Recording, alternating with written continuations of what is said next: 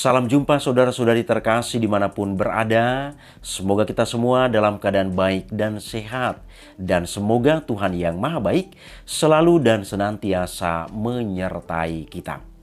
Saudara-saudari, pada sesi ini saya mau bicara tentang mengapa Yesus ketika berdoa di Taman Getsemani mengalami ketakutan yang luar biasa. Saudara-saudari terkasih, peristiwa Getsemani itu terjadi setelah Yesus bersama dengan para muridnya mengadakan atau melakukan malam perjamuan terakhir. Dan dalam gereja Katolik, malam perjamuan terakhir inilah yang menjadi dasar untuk merayakan Ekaristi. Saudara-saudari terkasih, Yesus tahu bahwa saatnya akan segera tiba. Penderitaan itu akan segera ia jalani. Maka selesai atau setelah melaksanakan malam perjamuan terakhir, dia pergi ke Taman Getsemani untuk berdoa.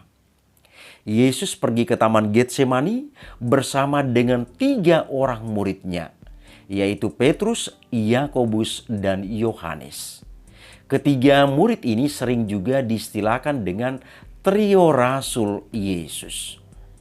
Saudara-saudari, beberapa kesempatan kita perhatikan dalam kitab suci, Yesus selalu membawa 3 orang murid ini untuk menyertai dia.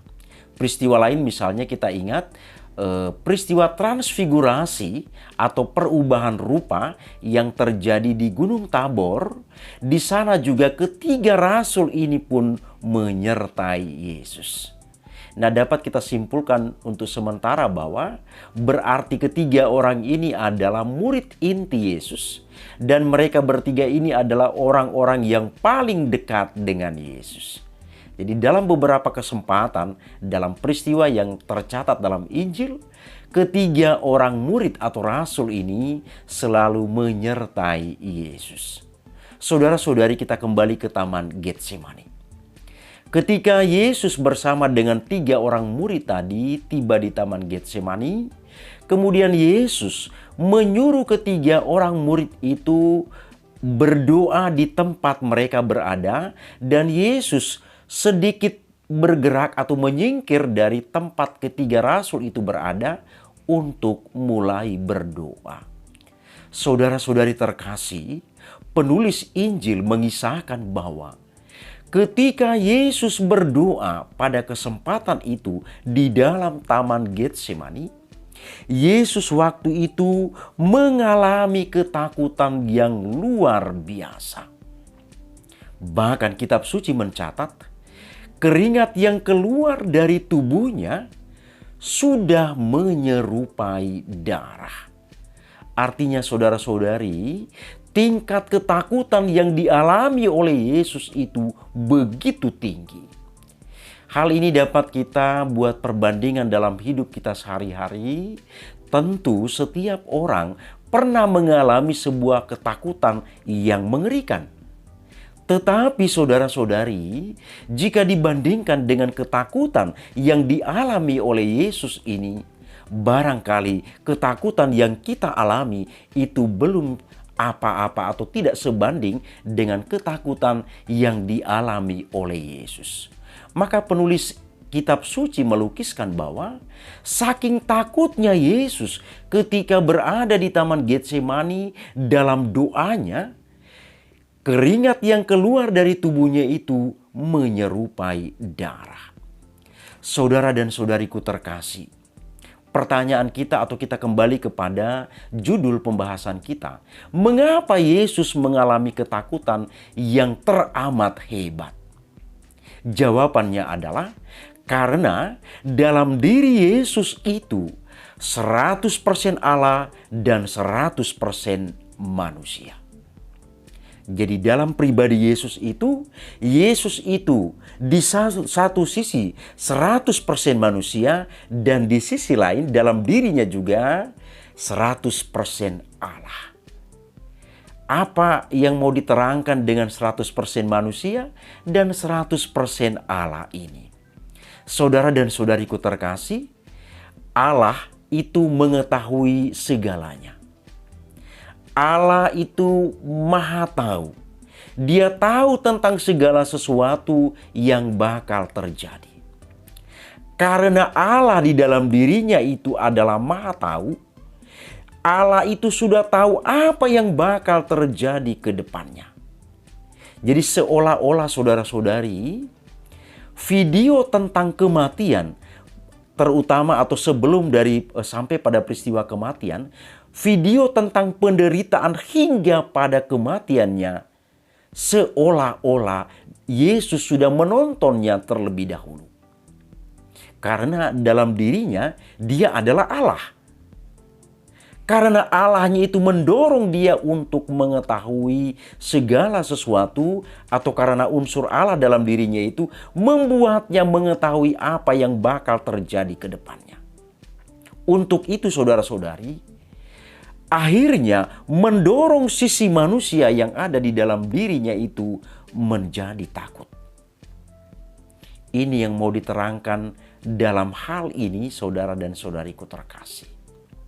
Jadi karena unsur Allahnya itu membuat Yesus menjadi tahu tentang apa yang akan terjadi, dan ini akhirnya mendorong sisi manusia dalam diri Yesus itu. Akhirnya Yesus mengalami ketakutan yang teramat hebat.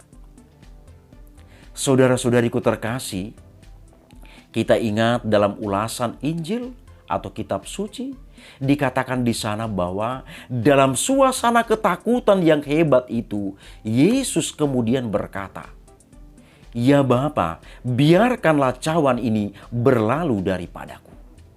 Saudara-saudariku terkasih, cawan itu adalah simbol atau makna dari penderitaan.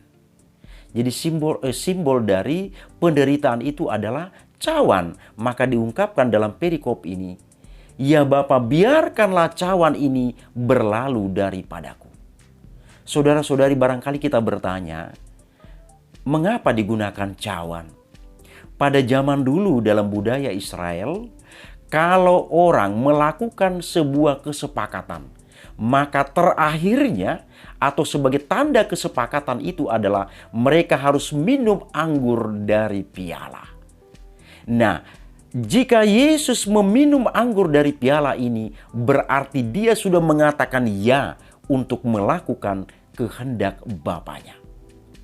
Saudara-saudariku terkasih, begitu luar biasa ketakutan yang dialami oleh Yesus, hingga akhirnya Yesus mengalami sesuatu atau sebuah guncangan yang luar biasa dalam dirinya. Akhirnya ia berkata, "Ya Bapa, biarkanlah cawan ini berlalu daripadaku."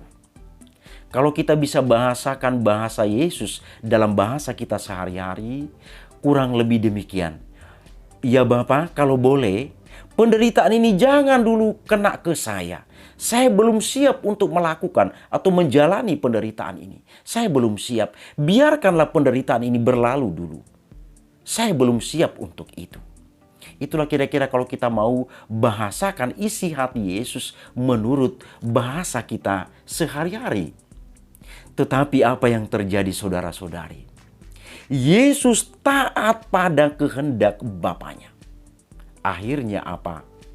Kalimat berikutnya Yesus kemudian berkata, "Tetapi Bapa, bukan kehendakku yang terjadi, melainkan kehendak-Mu lah yang terjadi." Saudara-saudari, kalimat sederhana ini, tetapi dengan kalimat inilah menjadi penentu atau terbukanya jalan keselamatan bagi dunia. Saudara-saudariku terkasih, inilah kira-kira sedikit jawaban, sedikit ulasan tentang mengapa Yesus begitu takut ketika dia berdoa di Taman Getsemani. Semoga bermanfaat bagi kita. Terima kasih, Tuhan memberkati.